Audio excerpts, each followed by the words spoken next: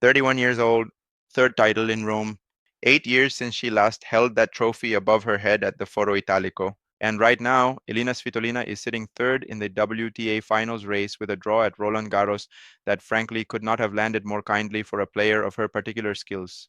I've been staring at her 2026 numbers all week, and there is one figure that I cannot shake. She has not lost a set in her last 9 clay matches. 9. That is not a hot streak.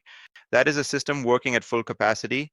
Now, before you roll your eyes and say this is just a Rome bounce, a feel good story about a veteran having one good week in Italy, I was looking at the tape and what I saw was not a player riding momentum. What I saw was a player who has surgically rebuilt her game from the baseline up, and I want to take you through exactly what that looks like because the implications for Roland Garros are enormous.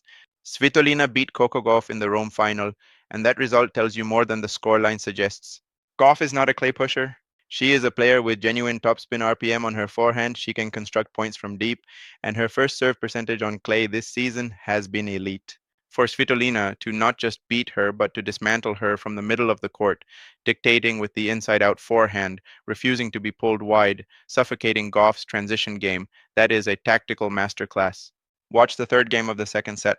Gauff tries to shift the point cross court after a Svitolina approach that was slightly short, and Svitolina reads it, adjusts her footing instantaneously, and punches a winner down the line with zero backswing time. That is not instinct. That is rehearsed, drilled, coached execution. Here is the bit that actually bothers me, and I mean this in the most admiring sense possible. Svitolina has always had the technical foundation to be a Grand Slam champion. The court coverage, the defensive retrieval, the ability to absorb pace and redirect it. She has had all of it for a decade. What she never had until recently was the willingness to pull the trigger at 4 to 5 in the third. She would get tentative. She would invite the pressure back in. I've watched enough of her career to know that pattern intimately, and I'm here to tell you it is gone. The Svitolina I watched in Rome was deciding points. She was not waiting for opponents to make errors. At 30-40 in the second set tiebreak, she stepped inside the baseline on a second serve return and hit a forehand that was geometrically perfect. Cross court, heavy topspin, landed 6 inches inside the corner. That is the shot of a player who trusts herself completely. She was asked point blank in her post match press conference, "Can you win Roland Garros?" And her answer was, I thought, revealing in ways she probably did not intend. She said, I want to put my head down and really work, prepare from the first round. She talked about first round opponents who have nothing to lose. She talked about tough matches in every round.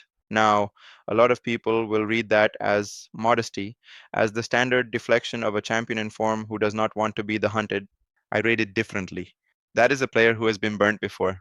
She won Rome in 2017 and in 2018, and both times arrived at Roland Garros as a contender and fell short of the title. She knows what the carry of Italian clay confidence feels like, and she also knows it has a shelf life. The fact that she is actively resisting the narrative, refusing to let the press anoint her, tells me her mental architecture is exactly right for a deep slam run. I was looking at the tape from her Australian Open semifinal run earlier this season because that result got far less attention than it deserved. She reached the final four on a hard court, which is not her natural habitat, and the way she navigated her quarterfinal against a player 22 months younger, heavier on serve, more explosive in the first 2 steps, was a lesson in how to use pattern repetition to exhaust a physically superior opponent. She is not going to outrun the young guns. She knows that. So she makes them run. She constructs points in threes, cross line. And the moment her opponent anticipates the line shot early, she bends it back cross and the point is over. It is brutally simple and brutally effective. And on Roland Garros clay, where the ball sits up and gives you that extra half second to construct, it becomes even more lethal. Now here's what's flying under the radar completely. Svitolina seeded 7th at Roland Garros means she cannot meet the top 4 seeds until the semifinal at the absolute earliest. That draw is enormous. The bottom quarter of the draw is, on paper, the most navigable path a player of her profile could ask for. If Iga Swiatek, if partner still the queen of this tournament regardless of any recent dip in form, stays in her expected half, and if Arina Sabalenka plays out the top, then Svitolina could reach the final without ever facing either of them. That is not a conspiracy theory. That is seeding math, and it is in her favor in a way it has almost never been at this stage of the season. The people around the tour, I've been talking to analysts this week, are not dismissing her. The opposite. The whisper in coach corners is that Svitolina's kick serve has been recalibrated. The kicker to the backhand, which was predictable and hittable 2 seasons ago, now sits up sharper and kicks wider, particularly to left-handers. Her coach has clearly tightened the toss placement and extended the pronation snap because the ball is exiting the box with a trajectory that is genuinely difficult to read. On clay, where the kick already amplifies, that serve becomes a free point machine in the second set when opponents are tired and their return stance has loosened. I'll be absolutely straight with you. If you had asked me 6 months ago to name the five most likely Roland Garros champions, Svitolina would not have been in the first three names I said. She would have been a consideration, a dark horse, a keep an eye on her name. Right now, she is not a dark horse. She is a genuine contender, and I think the betting market has not caught up yet.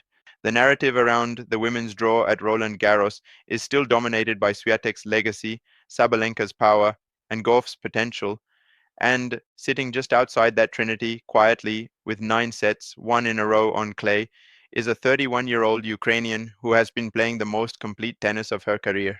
There is also a layer to this that nobody wants to say out loud. Svitolina carries the weight of representing a country at war every single time she walks onto a court. She has spoken about it.